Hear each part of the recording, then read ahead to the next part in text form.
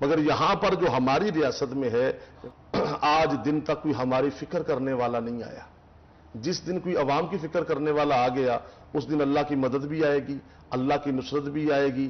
باقی فاطمہ آپ کا سوال جو آج کے حالات کے مطابق ہے وہ بالکل صحیح ہے کہ اس دور میں جو موجودہ دور ہے نفسا نفسی کا, اور تقریباً ہر طرف جو ہے وہ کرائسس ہی کرائسس ہے, اور اس کے علاوہ پریشانی ہے, ٹینشن ہے, اور خاص کر جو معاشی حالات ہیں وہ بہت خراب ہیں ہر گھر کے اندر.